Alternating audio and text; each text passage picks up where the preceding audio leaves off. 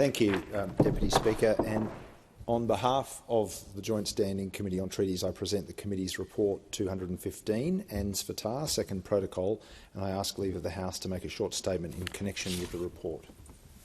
Leave granted. Thank you. Member for Fremantle. Deputy Speaker, I'm pleased to make a statement on the Joint Standing Committee on Treaties Report 215, AANZFTA, Second Protocol.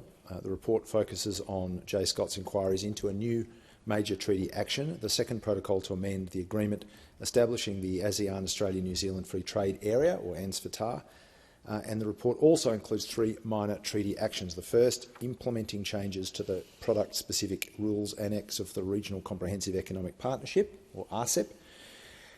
The second minor treaty action is the instrument for the amendment of the Constitution of the International Labour Organisation 1986, and the third minor treaty action, amendments of the 2022 to the Code of the Maritime Labour Convention 2006. Deputy Speaker, the original AANZFTA Treaty, which entered into force for Australia in January 2010, was signed in February 2009 between the Association of Southeast Asian Nations, or ASEAN, their member states, as well as Australia and New Zealand. The agreement is regarded as being the highest quality of ASEAN's free trade agreements with its many partners, and that original agreement, of course, provided for extensive tariff reduction and greater certainty for service suppliers and investors. This update and upgrade goes considerably further. ASEAN is Australia's second largest trading partner taken altogether, and as of 2022 it accounted for more than 14.8% of Australia's overall trade, valued at $178 billion annually. Needless to say, Australia's relationship with ASEAN as a group and the individual member states is critically important to our national interest. The AANZFTA Second Protocol provides broader coverage through new provisions on services and investments, new digital trade data rules, and for the first time, cooperation in the areas of environment, labour rights and women's economic empowerment.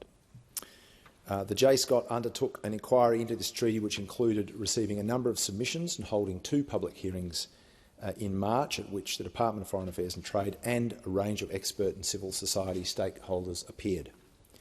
The key issues raised in the submissions and at the public hearings included the importance of ASEAN to Australia and therefore the value of updating the original treaty, the question of how trade and investment rules can contribute to sustainable development, the specific circumstances and interests of micro, small and medium enterprises, the interests of First Nations people, the merits of taking a negative list approach, investor-state dispute settlement or ISDS mechanisms, and questions relating to Myanmar and the interaction of AANZFTA with the application of current sanctions in the circumstances that apply there. Deputy Speaker, on the question of ISDS, the committee has noted that in the course of updating the AANZFTA, agreement was reached on a working party process to consider the ISDS mechanism in that agreement. That is consistent with the Albanese government's policy of not agreeing to ISDS provisions in new trade and investment agreements. We didn't do that in the recent agreement with the UK or in the agreement with India, and at the same time seeking to review ISDS mechanisms in existing agreements.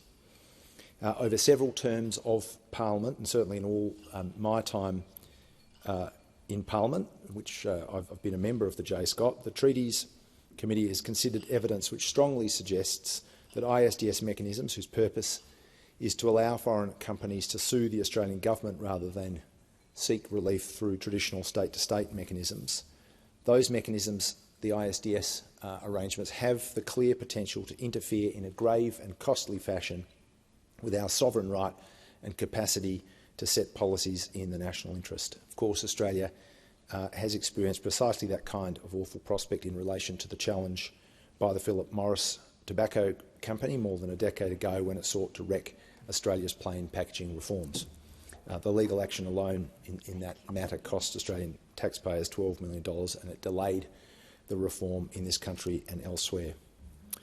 Deputy Speaker, the committee believes the updated and upgraded AANZFTA is in Australia's national interest. It builds on the original services and investment outcomes and delivers a new focus on inclusive and sustainable trade, while creating new commercial opportunities for Australians to work with New Zealand and Southeast Asian partners.